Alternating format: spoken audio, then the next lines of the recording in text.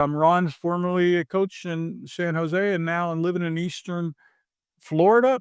And Ron, the floor is yours. Hey, thanks for showing up. And I'm real excited about this. I've been passionate about passionate about having kids swim and having fun. And I think sometimes coaches just think, well, if they're having fun, then they're not improving. And I really disagree with that. So I want to talk a little bit about philosophy. This is my philosophy. It wasn't what I first started off with, but it's what I grew into. I think every kid is important and every kid deserves respect. I was an adapted PE teacher. I worked with kids with special needs, and I've worked with world-class athletes, and everybody deserves respect and should be treated with respect. I think swimming is the method, but the goal is to really help the kids get better and be better human beings, not just to be faster. And one of my mottos, which comes up a lot, is just do no harm. I don't want anybody to come back and think, boy, that Coach Ron, he was just a real pill and I did not like him and I didn't like the sport and I quit because of him. So I really want to make sure that what I do and how I behave with the kids, it's always positive. So the first thing is you have to have a philosophy. Your philosophy is going to shape your goals. Your goals are going to shape your strategy, and your strategy is going to take your tactics. So tactics are the fun little games that you do, but it really comes down to your philosophy that sets the goals, like tells you the strategy and the tactics. Most of this presentation will be on strategy and tactics. You're going to get a lot of practical stuff from it. So the philosophy determines your goals, goals determine your strategy, strategy determines your tactics, and tactics are what you do. The philosophy that you have will change over time. As you grow, as you mature, it'll change. Sometimes it's your kids. If you got great kids that are fired up, your philosophy is going to be, these kids are very athletic. I want to work them hard. They're ready to work hard. If the kids are not like that, the parents are like that, your head coach is not like that, then your philosophy is going to be different. But you should have a philosophy and you should know what it is.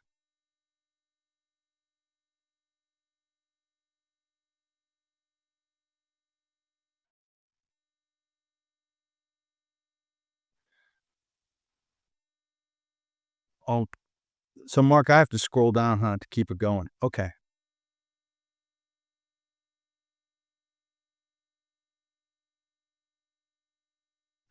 So, oh wait, let me go back here. Sorry about that. Okay, so setting goals, you want to have long, medium, short-term goals for yourself, for your group, and you want to have those goals also for your swimmers. And you want to discuss those goals so that they know what they are. The and the goals will change over time, just like your philosophy will change. When I first started coaching, my goal was to get everybody into Far Westerns, which was the big race meet that everybody wanted to do. I wanted them all get their qualifying times. I wanted them all to get super fast and go to the Olympics. It didn't happen, and I changed my goals, made them more appropriate. My goals for my groups are learn something every practice. I want them to have good strokes. Strokes are critical to the swimming success. So I want them to have great strokes. I want them to learn more than just swimming. It's not only about swimming fast or swimming well. It's about being a good person. It's about have sportsmanship and teamwork. It's about understanding their goals, how to deal with adversity. All that is really important. Swimming is the means, but it's not the method. And my overall goal was I wanted to keep them swimming through high school. Um, a lot of I was a high school coach for a long time, and when the kids came out as a freshman, I really wanted them to swim for 4 years. College swimming, it's a whole nother thing. If they didn't have the talent or the drive, that was okay. But I did want them to keep swimming through high school because then I knew they would like it, and I knew they would have a lifelong skill that they could do forever. So when I'm here, coaching strategies, these we're going to get into strategies and tactics, and these are things that I think go into your head as a coach, and then that goes down to the kids. So first thing, what not to do. Do not yell. Do not use sarcasm. Do not ignore the kids. Do not punish the kids, and do not threaten the kids. Push Punishing the kids, if it worked, all you would have to do is do it once and they never do it again. It doesn't work.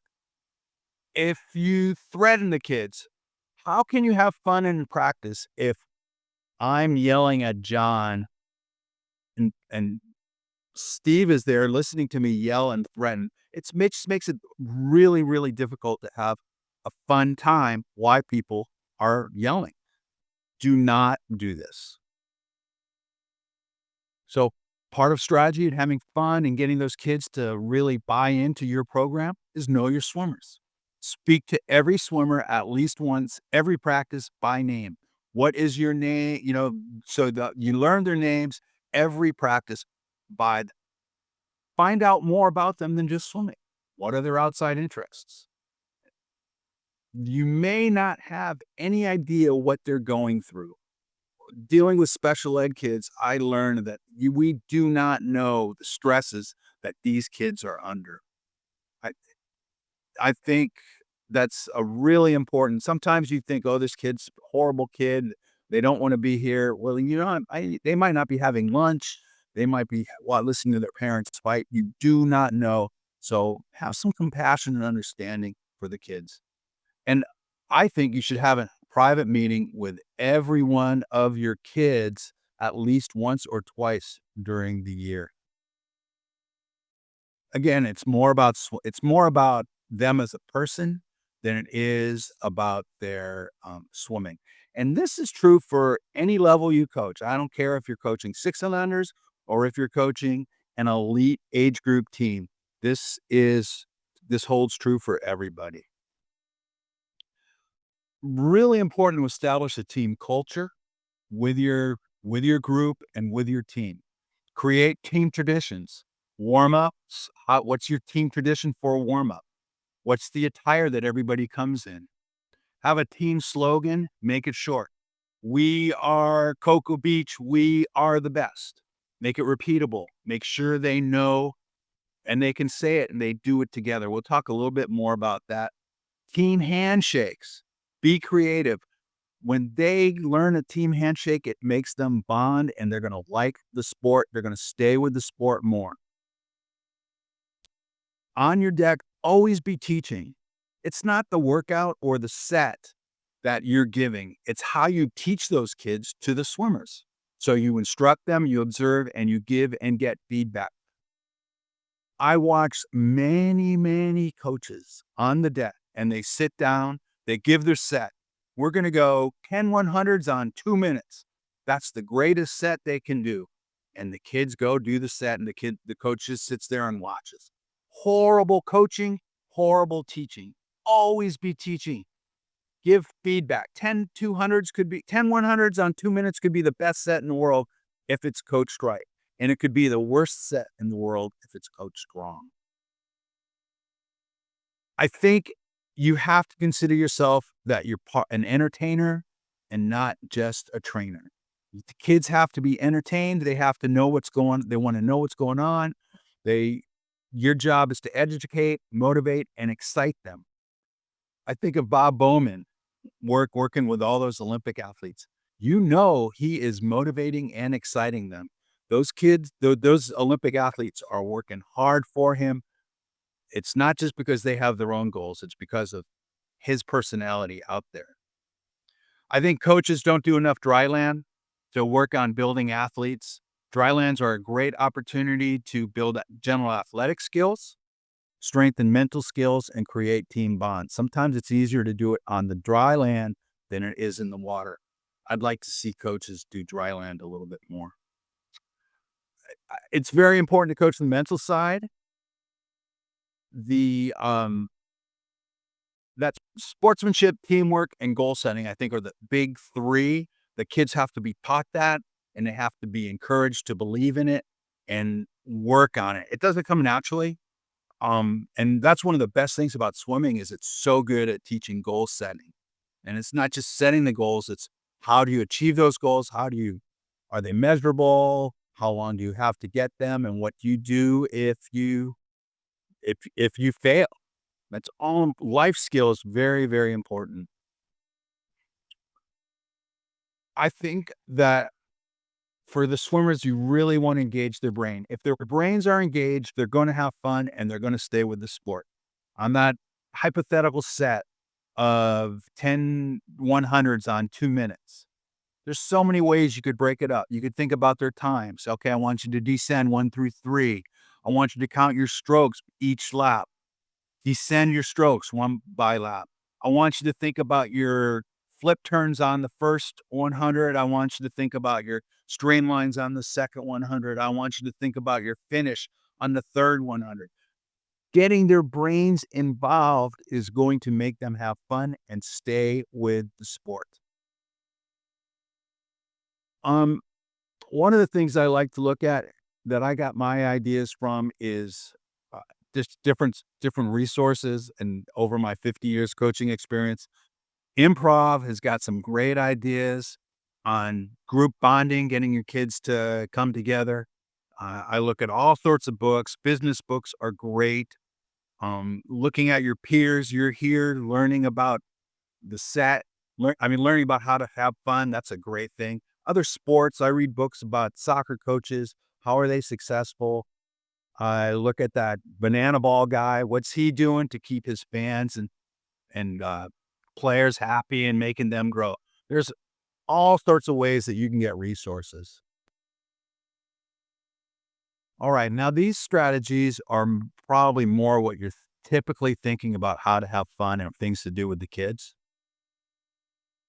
So adding randomness to what they're doing is makes it so much more fun. There's lots of ways that you can add randomness. You can use dice to get big 6-sided dice, throw them. You can have cards, a deck of cards, 500-yard set on each deck of cards. Kids pull the 500 yards, you pull 6 cards, you got a 3,000-yard workout. That's what they're doing. There's apps that roll dice. So you can make it a 1 out of 2, you can make it a 1 out of 6, you can make it a 1 out of 100 on these dice. Popsicle sticks are really good for just random. Have every kid's name on a popsicle stick, draw it out, and then have that kid do something fun or receive some bonus. And the Swim Coach Facebook group, there was a nice post about a big roulette wheel that they had made. Again, it's all about randomness. We like surprises, and by giving kids an opportunity to play a game like that, they think that they're in charge of what they're doing. And when you're in charge of what you're doing, you buy in more. Again, with randomness is surprise and anticipation. So add surprise and anticipation to your workouts. So surprise. Oh, look, today we brought donuts. I know back in the 70s, they loved the donuts. Oh, he brought donuts. I didn't tell him I was going to bring them. I just brought the donuts. It's kind of like when you find a 20 on the street. Oh, this is exciting. I'm very happy. Anticipation there's 2 ways you can do it. You can say, I have something really big on Friday. Friday, you better want to be here because it's going to be the greatest thing in the world. And don't tell them what it is. And they're going, what is it? What's going on Friday? I can't tell you. It's top secret. Nobody knows. Or on the same thing, on Friday, we're going to have an Olympic swimmer come to practice and coach Friday. So you want to be here Friday because there's an Olympic swimmer coming. So 2 different concepts, still getting the same thing. Kids buy in, they're excited, they want to come to practice.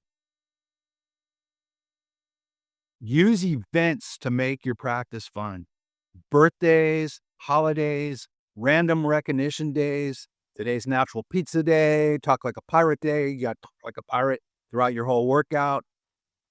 Scott Shea over at PASA does this amazing contest. I don't completely understand it, but he does all sorts of contests not related to swimming per se. Who can wear the goofiest hat to practice? Who can jump the highest? And he makes it a big deal and they love it. Think about how you can make an event for your practice. What? Celebrate. Just have fun, wins, achievements. Sometimes, if you go to a meet and everybody swims the worst times of the world, the worst times of their life, everybody did it. Celebrate that. Make that a positive thing. Um, do the small things. The more you can celebrate, the more the kids are going to like swimming and stay with it. One of my mentors, Kevin Perry, was huge on team travel. If you're a swimmer, traveling is one of the best things you can do. Travel as a team, travel as a group.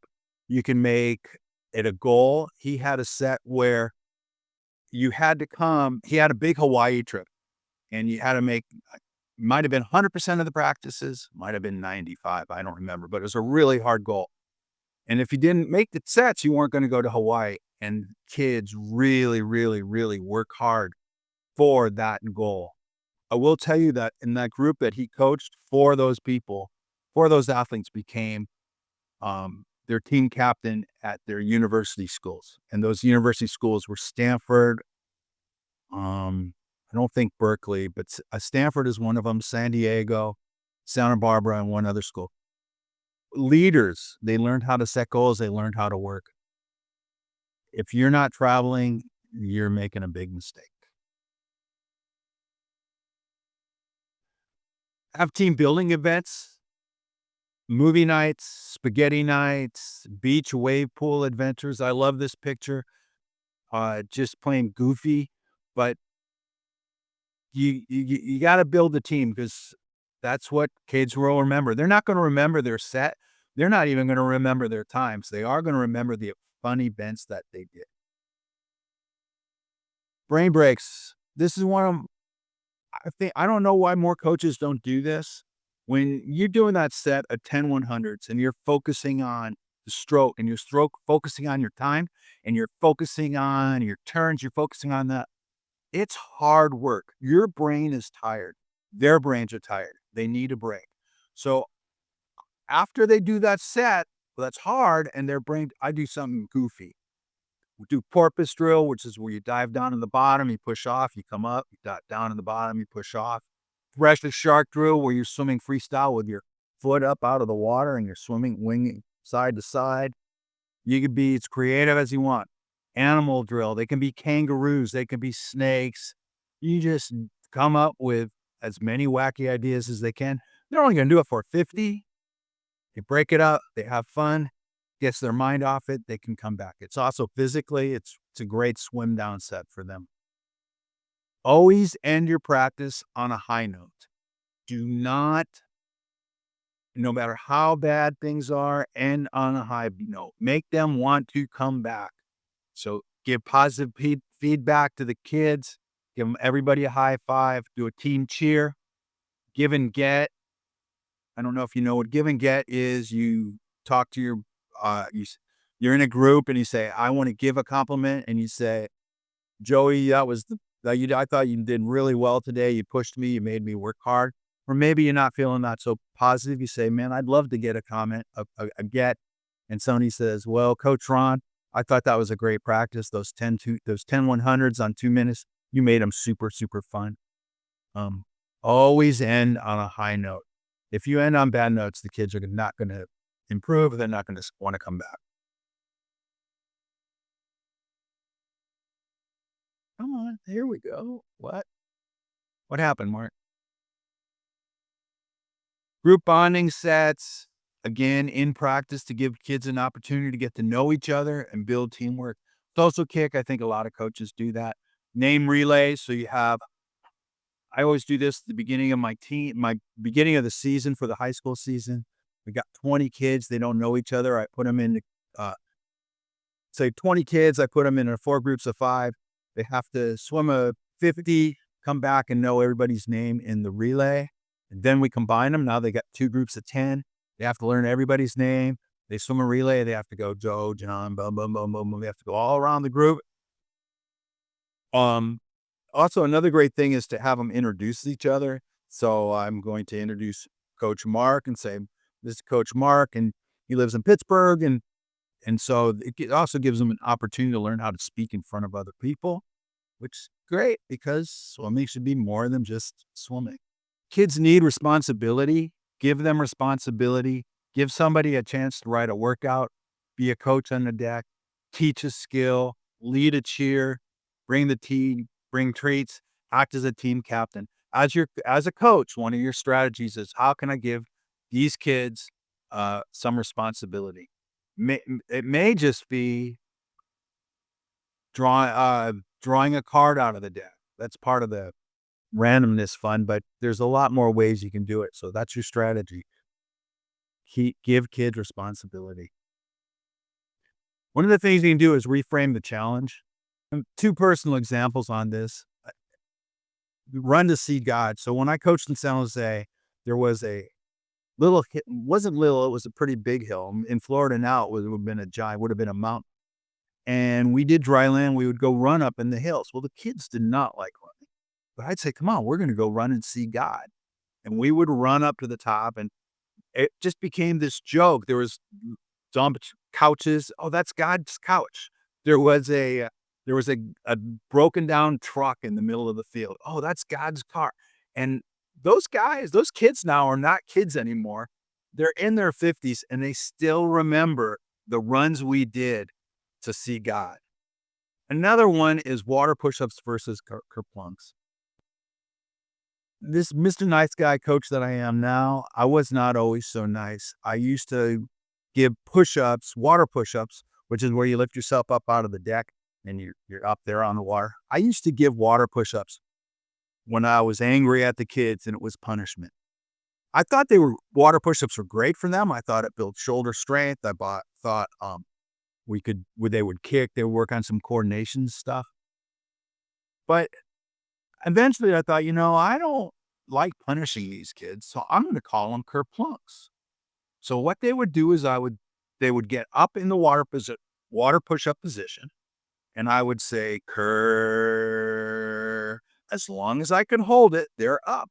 And then I would say plunk. And when I said plunk, they would drop down in the bottom of the pool. And then they'd come up and we would do it again. Well, they hated the water push-ups. They wouldn't cry during the water push-ups.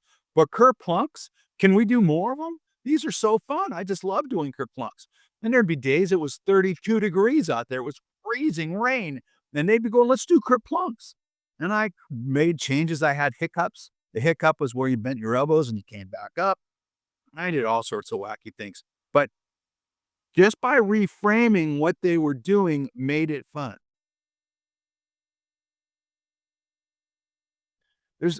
With equipment, there's just endless possibilities of what you can do. Noodles, kickboards, tennis balls, beach balls, rubber ducks, anything you can use just throws a little bit of variety. When I coached college, we would do this kickboard set. So I would tell a story and we're going surfing. So they had to carry the kickboard over their head with an egg beater or with breaststroke kick across the pool. Then that was getting to the beach, and then they'd hold the kickboard and they'd have to paddle with one arm while they're holding a kickboard, and that was swimming out to the waves. And then then the waves would come and they'd have to be kicking and go underwater, just like you have to go underneath the water. And then finally they get to ride the wave and they put the kickboard on the water, they put their feet on the kickboard and they spin. They could do all sorts of things. It was just a little story. It was really fun. So you could do rubber duckies on their heads, rubber duckies dribbling, rubber duckies on your back, tossing them back and forth, swimming with tennis balls in your hands. They're cheap equipment. Don't spend a lot of money on it, but cheap equipment can just throw in make things really fun and interesting for the kids so they have a great time. And again, you're not doing this for the whole workout. You're only going to do it for 10 minutes at the most if it's an hour workout. Dance and choral. This is part of, I think it's very primitive, goes into our ancient selves. But doing cheers, doing dances together, think of when you go to a sporting event, everybody stands for the national anthem. When you go to church, you sit, you pray, you all say the same things at the same time. Concerts, if you go to a show, the emotion, that connection you have with everybody there is just amazing. You need to bring that into your swimming team and into your group.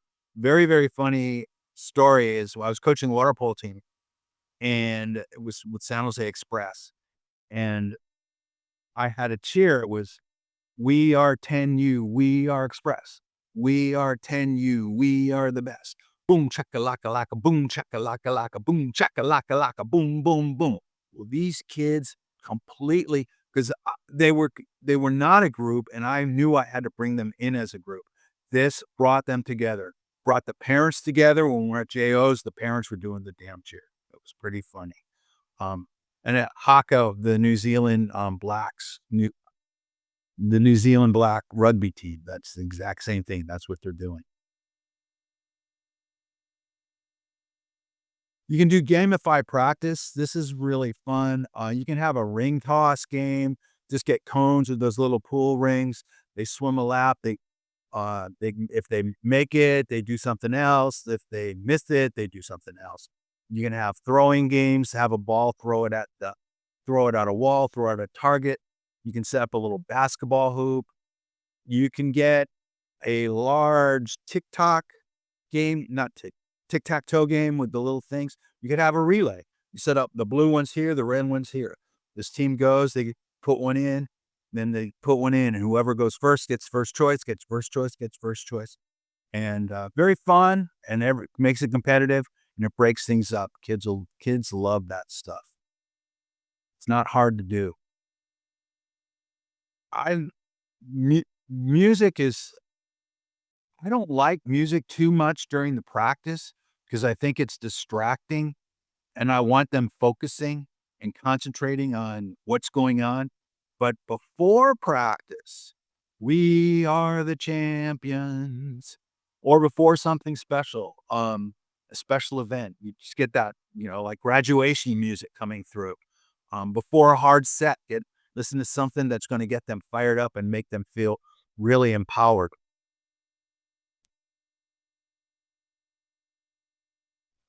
Again, I talked about this a little bit earlier, but give them control. Occasionally let them choose the workouts, let them choose their sets, let them choose their goals for what they want to do. Here's just some random tactics that go in with your strategy, and I didn't get to them in the strategies, and you can add some of these.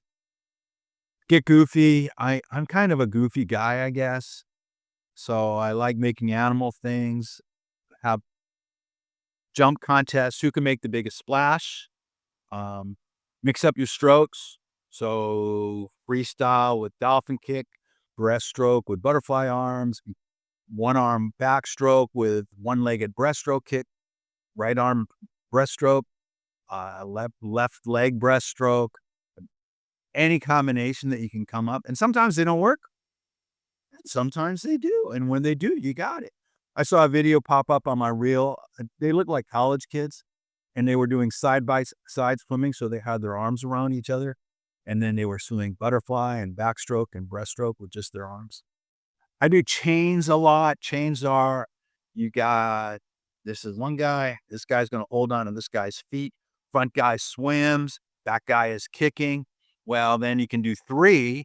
You can have the front guy swim, and then one person hold on to the right leg, one person hold on to the left leg. Well, then you can do six.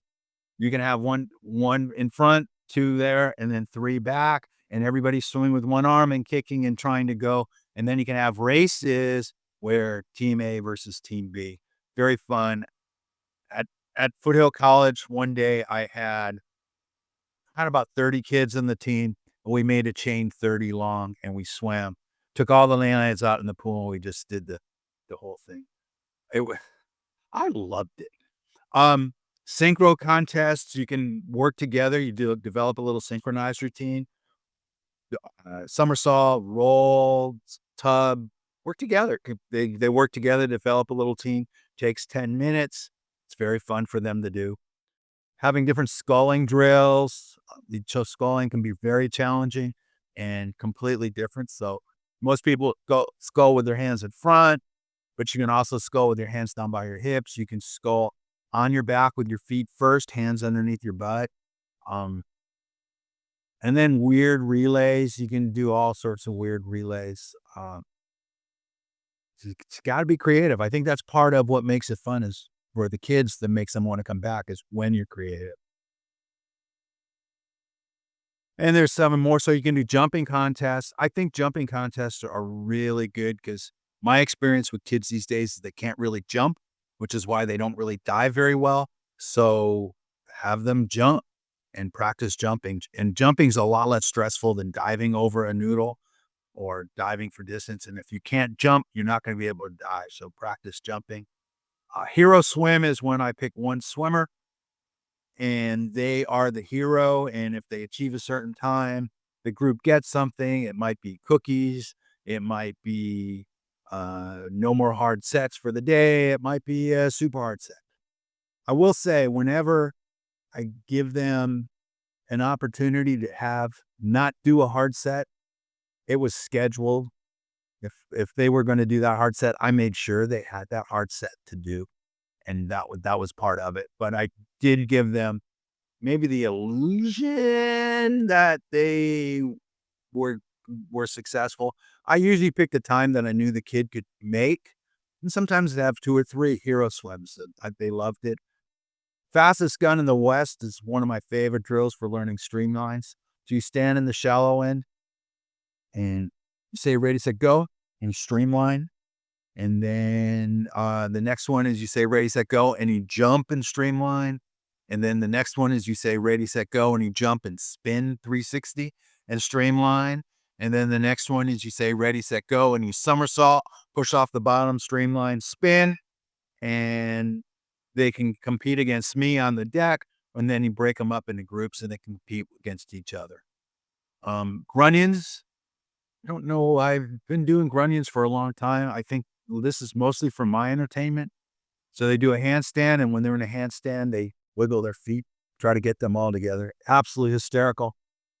It's a nice little brain break. It's just ridiculous. I told you about surfing safari. I gave you some ideas about animal drills they can do. So now you have a host of tactics and strategies that will improve your practices and keep the kids involved in improving. And I'd like you to ask yourself, what are your coaching philosophies? What's your goals? How can you use these strategies to over the course of your season? And I'd like to thank you. This is my personal email. You may contact me here. I have a website, coachronusher.com. The website's not, it's not very active. I hope to get it more active. And I'd love to hear from you. That's great. I wanted to share one or two little things, if I could. Yeah. We say about donuts, do not worry, be happy. And you had the otter quote today. All right, we're here at the Saturday Swim School, and we're going to do a donut dive. We have 2 demonstrators, maybe a third is coming, and we're going to dive off the side of the pool into the water. The donut in this case is a small floaty that's used in the lane line beads. We place it between the chin and the chest, and it has to stay there. Violet, give it a whirl. Too often the swimmers have their head up on the dive, and it stops the streamline. We want the eyes looking at the belly. Bend, bend, bend. I think you did it. Yeah! Yeah, that's my little donuts lecture. You know, I love it. What I would do is I would tell them the story about a rabbit, and they had a carrot, and they had to hold the carrot underneath their chin, but I never actually had a physical thing that they held underneath there. And then the rest of the story with the rabbit was they'd go through a hole, and then you have to come up through the hole up here. But I love that little physical donut that looked pretty comfortable too. Yeah, I tried it with a tennis ball, but I didn't think those worked very well. yeah, it's one of those pieces of a lane lines, right? Yeah, I want a lane line break. So, I have a whole bucket full of those. I'm gonna bring donuts to practice tomorrow. Kids will go, oh yeah. Oh, You do. yeah. So that's good.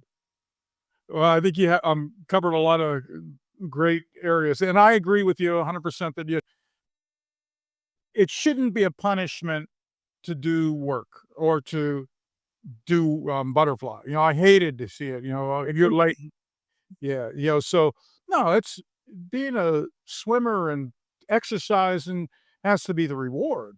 So the biggest punishment, oh yeah, if somebody does really, hurt somebody else or, needs to sit out, you could sit and watch, and that's my punishment. You just sit here on the bench and or sometimes if it was really bad and I was about to lose my cool, it's best if you go take a shower. There's your Yeah. punishment. Get away from me before I blow my top. Yeah. The only time I yell is if they're doing something dangerous and either to themselves or to the others, and then I'll yell to stop it. But I never yell. They use fly as a punishment. If as a coach you think fly is important for them to do, then give them butterfly because that's important and they're going to get better. But don't give the fly as a punishment or push-ups as the punishment. It's just no fun. And one of the things that drives me crazy when it's happened to me is when I'm in a group of 10 and one person doesn't get something. Oh, Ron didn't understand how to do it. We're all going to do it again. Oh, Ron didn't understand how to do it. We're all going to do it again. Instead of just correcting what was wrong and letting everybody goes on, it just goes on and on and on because the other people have no idea what I'm doing wrong or how to fix it. They can't. It's bad coaching. It's bad teaching. Awesome. Hey, well, thanks for sharing your time and your ideas, and we'll follow up. Thanks, Mark. And that's my presentation. Thank you very, very much. I appreciate it.